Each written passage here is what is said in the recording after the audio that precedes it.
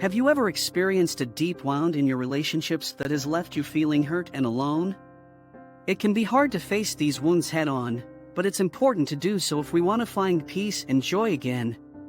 We will discuss the nature of attachment wounds, why it's important to confront them, and provide advice on how to heal from them.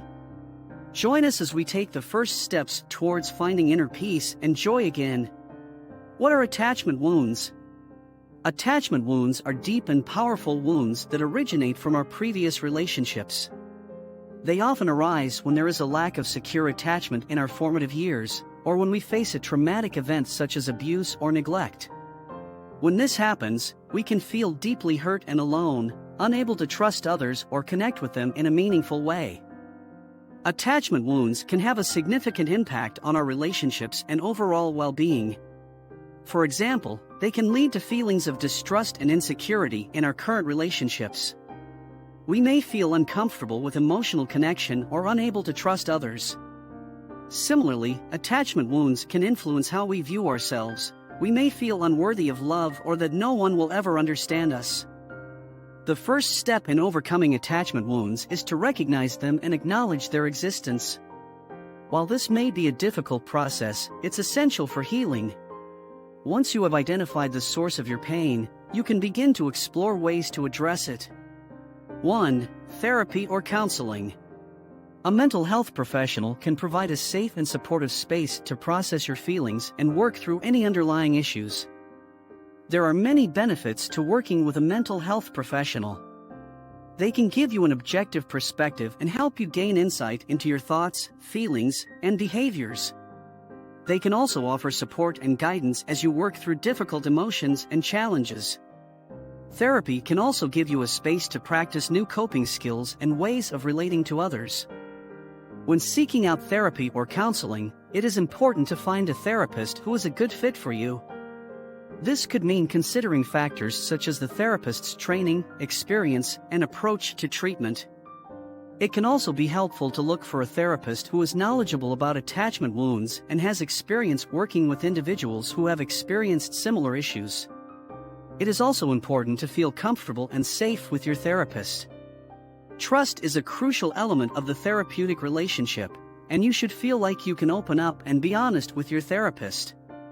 If you do not feel comfortable or connected with your therapist, it may be helpful to explore other options or seek a referral from your primary care doctor, a trusted friend, or family member.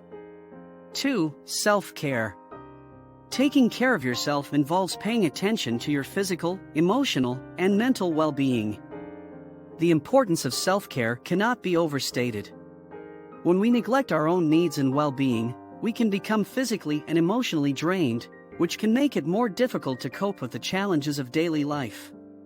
By taking care of ourselves, we can improve our overall health, feel more energized and strong, and be able to handle stress and hard times better. There are many different types of self-care activities that you can try. Some examples include exercise or physical activity. This can include activities like going for a walk or run, practicing yoga, or lifting weights.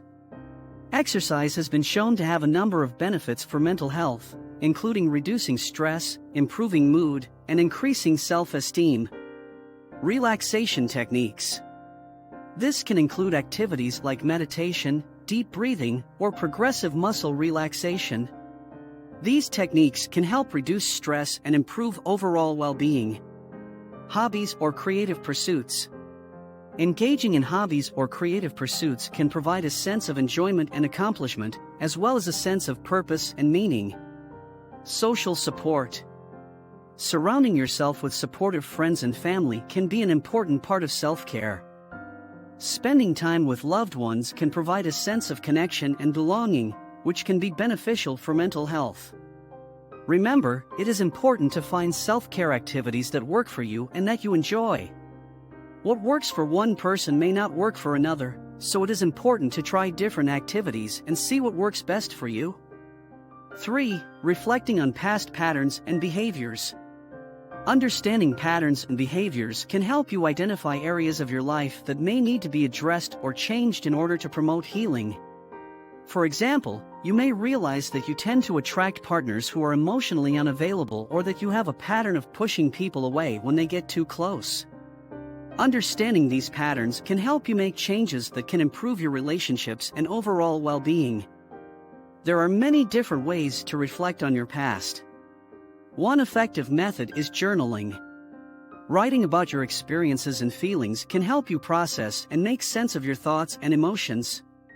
Other methods of reflection may include talking to a trusted friend or family member or participating in a support group. It is important to approach reflection with an open and non-judgmental mindset. This can be a difficult process, and it is important to be gentle with yourself and to recognize that you are doing the best you can with the tools and resources you have. If you find that reflecting on your past is too overwhelming, it may be helpful to seek support from a mental health professional.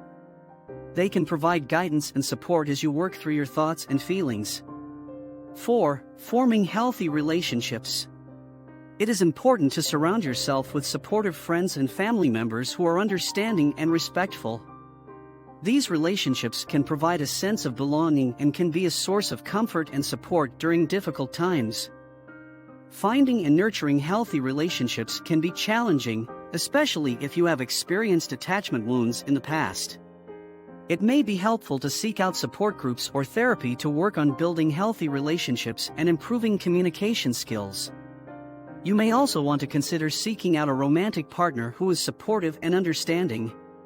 It is important to remember that building healthy relationships takes time and effort, and it is okay to take things slowly and build trust and connection gradually. It is also important to remember that healthy relationships are based on mutual respect and understanding. This means setting boundaries, communicating openly and honestly, and being open to feedback and compromise. By building healthy relationships and maintaining healthy communication, you can create a strong foundation for healing and growth. Healing attachment wounds is a complex and challenging process, but it can be done with the right approach. Remember to take things slowly, surround yourself with supportive people, practice self-care activities that work for you, and seek help if needed. Taking time to reflect on your past and build healthy relationships are important steps in this journey that should not be overlooked. With patience and effort, you can begin to heal from any attachment wounds you may have experienced in the past. If you found this video helpful, don't forget to like and subscribe. See you all next time.